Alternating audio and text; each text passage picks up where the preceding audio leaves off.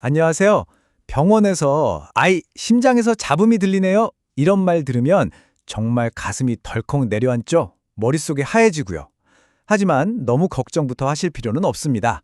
오늘은 이 심잡음이라는 게 그냥 아이가 크면서 생기는 자연스러운 무해성 심잡음인지 아니면 정말 우리가 주의 깊게 봐야 할 병적 심잡음의 신호인지 그 차이를 확실하게 한번 짚어보겠습니다. 이거 보세요. 진짜 놀랍지 않나요? 건강한 아이들 10명 중에 무려 7명 이상, 그러니까 72%가 자라면서 신잡음을 경험한다는 거예요. 우리가 생각하는 것보다 훨씬 흔한 일이죠. 이 숫자가 뭘 말해줄까요? 맞습니다. 심잡음이 들린다는 그 사실 하나만으로 미리 겁먹을 필요는 전혀 없다는 거죠.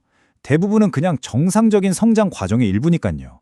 그럼 도대체 심잡음이란 게 뭘까요? 원리는 의외로 간단해요. 우리 심장이나 혈관 속에서 피가 부드럽게 싹 흘러가야 하는데 뭔가 와류, 그러니까 작은 소용돌이를 만들면서 나는 소리예요. 쉽게 말해 정원에서 물 주는 고무호스 있잖아요. 그게 살짝 꺾이면 물이 쉬익 하고 소리 내면서 나가는 거랑 똑같다고 보시면 돼요. 이런 소용돌이는 물론 심장에 문제가 있어서 생길 수도 있지만요. 아이들이 한창 클 때는 혈액 흐름이 워낙 빨라서 자연스럽게 생기기도 한답니다. 자, 그렇다면 의사 선생님들은 청진기 하나만으로 이 단순한 소리에서 어떻게 그렇게 중요한 단서들을 찾아내는 걸까요? 지금부터 그 전문가의 듣기 기술 속으로 한번 들어가 보겠습니다. 생각보다 훨씬 많은 정보가 바로 그 소리 안에 숨어 있거든요. 첫 번째 단서는 바로 타이밍입니다.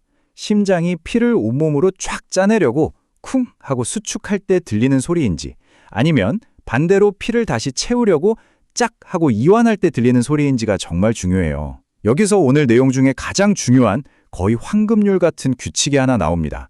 무해성 잡음은요, 거의 예외 없이 심장이 수축할 때만 들려요. 그런데 만약에 심장이 쉬고 있을 때, 즉 이완할 때 잡음이 들린다?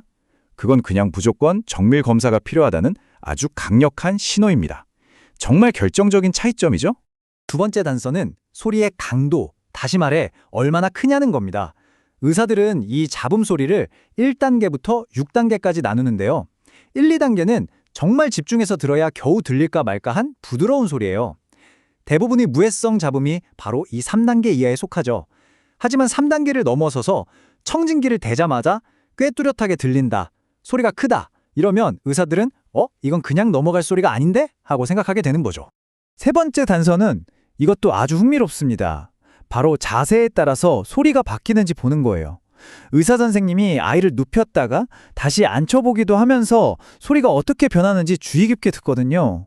왜냐하면요, 무해성 잡음은 자세에 따라 혈액 흐름이 아주 미세하게만 바뀌어도 소리가 확 커졌다가 작아졌다가 심지어 아예 안 들리기도 해요. 정말 변덕스럽죠? 그런데 심장 구조 자체에 문제가 있는 병적 잡음은요, 자세를 어떻게 바꾸든 거의 항상 똑같은 소리를 냅니다. 마치 계곡에 딱 고정된 바위에 물이 계속 부딪히는 소리처럼요. 하지만 진짜 진단은 단순히 소리만 듣고 끝나지 않습니다.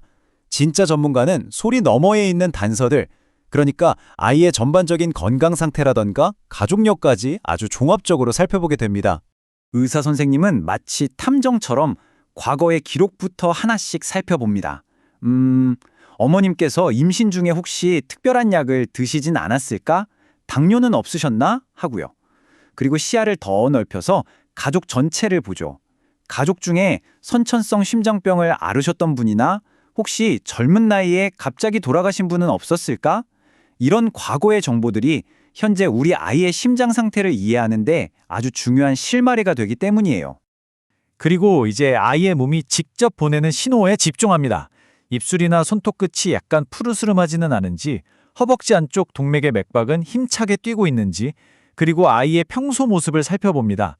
다른 친구들보다 성장이 좀 더딘 건 아닌지, 젖을 빨 때마다 숨이 차서 헥헥거리지는 않는지, 이런 사소해 보이는 모습들 하나하나가 심장이 자기 역할을 잘하고 있는지 아닌지를 알려주는 정말 중요한 증거가 될 수 있거든요.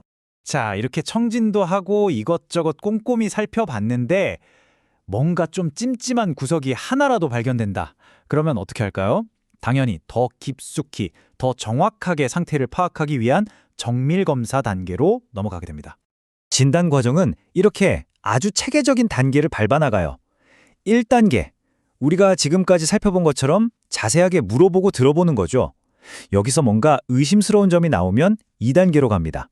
심장의 전기 신호를 찍어서 심장 박동 리듬에 문제는 없는지 보는 심전도 검사를 하고요. 그리고 최종적으로 3단계에서 심장의 구조와 피의 흐름을 직접 영상으로 들여다보는 심장 초음파를 통해서 명확한 답을 찾게 되는 겁니다.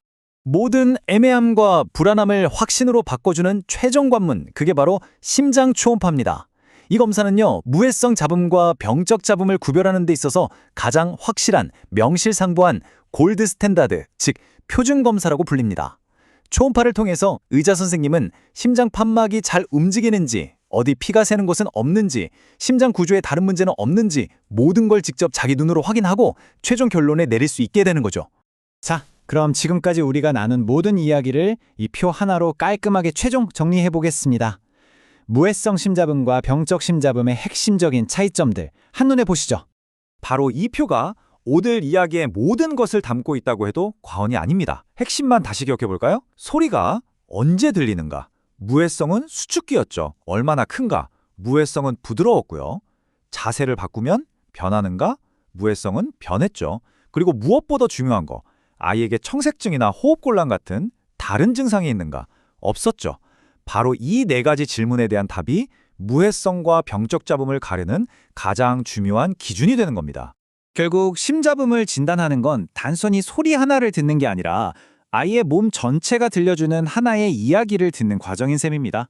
모든 맥락을 종합적으로 이해해야 하는 거죠. 마지막으로 질문 하나를 드리면서 마무리할까 합니다. 오늘 우리가 살펴본 심잡음처럼 신호 그 자체는 같지만 어떤 맥락에서 나타나느냐에 따라 그 의미가 완전히 달라지는 우리 몸의 신호에는 또 어떤 것들이 있을까요? 한 번쯤 생각해 보시면 좋겠습니다.